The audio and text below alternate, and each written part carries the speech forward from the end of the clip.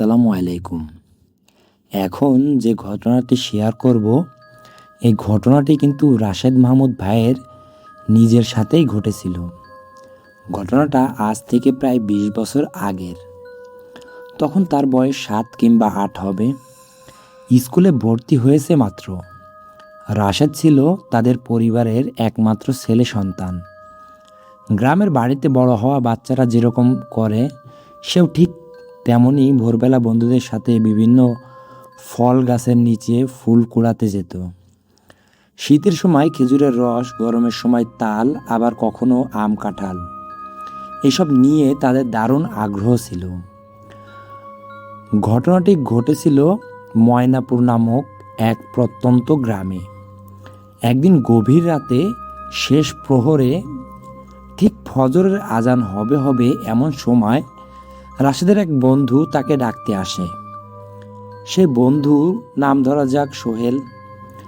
বর্তমানে সে দেশের বাইরে থাকে, তাই আসল নাম বলা হচ্ছে না। সেই সময় গ্রামের বাড়িতে একটা খুব স্বাভাবিক ব্যাপার ছিল। এক বন্ধু আরেক বন্ধুকে ডেকে নিয়ে যাবে, এরপর সবাই মিলে ফুল কুড়াতে যাবে। পরিবারের লোকজনও সেই ডাক শুনতেন, কিন্তু কিছু মনে করতেন না, কারণ তারা জানতেন ভোরের আগে ছেলেপেলেরা এরকম করেই বের হয়। রাশেদের পরিবারও ভেবেছিল ছেলে হয়তো বন্ধুদের সাথে গিয়ে ফজরের নামাজ পড়ে আসবে, কারণ ছোটবেলা থেকেই রাশেদ নিয়মিত মসজিদে যেত। ঘর থেকে বের হয়ে সে দেখল সোহেল দাঁড়িয়ে আছে। দুজন রওনা দিল। সেদিন তাদের পরিকল্পনা ছিল গ্রামের পশ্চিম পাশে একটা বড় খেজুর গাছের কাছে যাওয়ার। সেই গাছ থেকে রস নামানো হতো। তারা ঠিক করলো সেখানে গিয়ে একটু রস খেয়ে আসবে। খেজুর গাছটার কাছে যেতে হলে আরেকটা ফসলের ক্ষেত পার হতে হতো। সরু আইল দিয়ে হাঁটতে হাঁটতে তারা এগিয়ে যাচ্ছিল। এমন সময় রাশেদের চোখে পড়ল অদ্ভুত একটা দৃশ্য। একটা ফাঁকা জমিতে ৪-৫টা গরু ঘাস খাচ্ছে। গরুগুলোর গলায় কোনো দড়ি নেই। এত রাতে শীতের ভোরে কেউ গরু খুলে এখানে ছেড়ে দিয়েছে। ব্যাপারটা অদ্ভুত লাগলো তার কাছে। সাধারণত গ্রামের মানুষ ফজরের পরে গরু নিয়ে মাঠে আসে, কিন্তু এখনো তো ভালো করে আলোই ফোটেনি। রাশেদ ভাবল হয়তো কেউ শত্রুতার বশে গরুগুলো ছেড়ে দিয়েছে, যেন পাশের কলাই ক্ষেত নষ্ট করে। গ্রামে এরকম ঘটনা হরহামেশাই ঘটত, কিন্তু অদ্ভুত ব্যাপার ছিল অন্য জায়গায়। তারা দুজন পায়ে হেঁটে পাশ চলে গেলেও গরুগুলো একবারও মাথা তুলে তাকালো না, যেন মানুষের উপস্থিতি তারা টেরই পাচ্ছে না। এরই মধ্যে সোহেল অনেকটা সামনে চলে গেল। রাশেদ দ্রুত হাঁটলেও তার নাগাল পাচ্ছিল না। পেছন থেকে সে বলল, আরে ধীরে হাঁট। সামনে থেকে সোহেল উত্তর দিল, না, তাড়াতাড়ি যেতে হবে, দেরি হলে লোকজন চলে আসবে। কথাটা যুক্তিযুক্ত মনে হলো রাশেদের। তারা কয়েকটা ক্ষেত পেরিয়ে অবশেষে খেজুর গাছটার কাছে পৌঁছে গেল। দেখা গেল গাছে বাঁধা হাঁড়িটা এখনো ঠিকঠাক ঝুলছে, অর্থাৎ তাদের আগে কেউ আসেনি। সোহেল সবসময় গাছে উঠতে পারত, খুব দ্রুত উঠত সে। রাশেদ উঠতে পারলেও অতটা পারদর্শী ছিল না।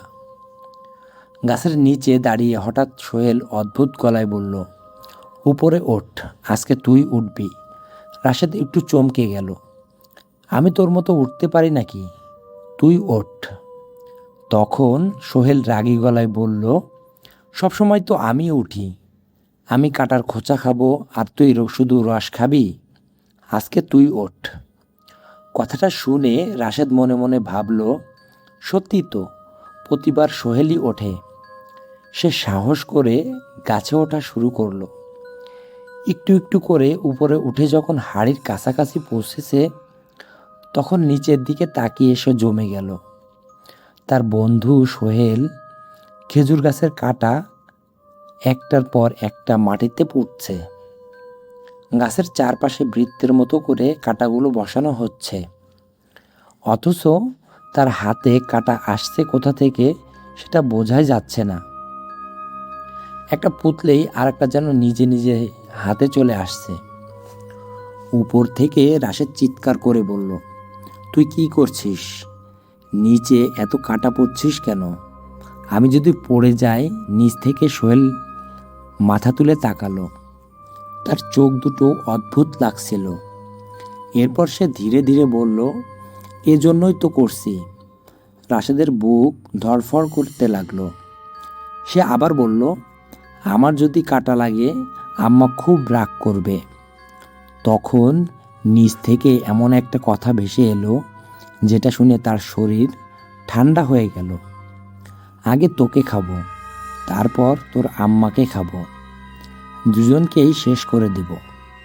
এই কথা শোনার পর রাশেদ পুরোপুরি ভয় পেয়ে গেল। সে বুঝতে পারছিল না কি করবে। ঠিক তখনই আশ্চর্য একটা ঘটনা ঘটল। যে গরুগুলোকে তারা একটু আগে দেখেছিল, সেই গরুগুলো কোথা থেকে যেন ছুটে এলো। তারা একের পর এক সোহেলকে গুঁতো দিতে লাগলো। একটা গুঁতো দিয়ে দূরে ফেলে দিচ্ছে, আরেকটা এসে আবার আক্রমণ করছে। 4-5টা গরু মিলে তাকে এমনভাবে আক্রমণ করলো যে সে উঠে দৌড়ে পালিয়ে গেল। তারপর অন্ধকারের মধ্যে কোথায় যেন মিলিয়ে গেল। রাশেদ ভয়ে গাছের উপর কাঁপছিল। ঠিক তখনই একটা গরু মানুষের মতো গলায় কথা বলে উঠল, বাঁচতে চাইলে তাড়াতাড়ি নিচে নামো, তুমি বড় বিপদে পড়েছ। রাশেদের গা কাটা দিয়ে উঠল। তারপর আবার সেই গরু বলল, আমার পিঠে ওঠো, তোমাকে মসজিদের কাছে নামিয়ে দিচ্ছি। ভয়ে কাঁপতে কাঁপতে রাশেদ নিচে নামল। এরপর সাহস করে গরুর পিঠে উঠে বসল। তারপর কি হয়েছে সেটা তার মনে নেই। পরের দিন ভোরে মসজিদের মুসল্লিরা তাকে মসজিদের কাছেই অচেতন অবস্থায় খুঁজে পায়। প্রচণ্ড ঠান্ডায় সে কাঁপছিল। তারা তাকে বাড়িতে পৌঁছে দেয়। বাড়ির লোকজন সব শুনে আতঙ্কিত হয়ে যায়। পরে গ্রামের এক হুজুরের কাছে নিয়ে যাওয়া হয় তাকে। হুজুর সব শুনে বলেছিলেন, ওর উপর জিনের নজর পড়েছে, কারণ ও পরিবারের একমাত্র ছেলে সন্তান। এই ধরনের বাচ্চাদের উপর অনেক সময় জিনদের নজর থাকে। তিনি আরও বলেছিলেন, আজকে কিছু ভালো জিন আল্লাহর রহমতে ওকে বাঁচিয়ে দিয়েছে। তারপর ঝাড়ফুঁক করা হয়। কিছুদিন আর কোনো সমস্যা হয়নি। কিন্তু ঘটনা এখানেই শেষ হয়নি। কয়েক মাস পর ভাদ্র মাসের গরমকালের গ্রামের মসজিদের পাশে থাকা তাল গাছের নিচে আবারও এক ভয়ঙ্কর ঘটনার মুখোমুখি হয় রাশেদ। ফজরের নামাজ পড়তে যাওয়ার আগে সে ভাবল, যদি কোনো পাকা তাল পড়ে থাকে তাহলে নিয়ে আসবে। তালের বড়া খেতে তার খুব ভালো লাগতো। সেদিন সে অনেক আগেই মসজিদে পৌঁছেছিল। গিয়ে দেখে কোনো তাল পড়েনি। তাই সে মসজিদের ভিতরে গিয়ে নামাজ পড়তে শুরু করলো। কিন্তু তার মন পুরোপুরি নামাজে ছিল না। কান ছিল তাল পড়া শব্দের দিকে। হঠাৎ ধড়াম করে মনে হলো একটা বড় তাল পানিতে পড়েছে। শব্দ শোনা মাত্র রাশেদ নামাজ ছেড়ে দৌড় দিল। অদ্ভুত ব্যাপার হলো, মসজিদের অন্য কোনো বাচ্চারা কিন্তু বের হলো না, অথচ সাধারণত সবাই দৌড়াতো।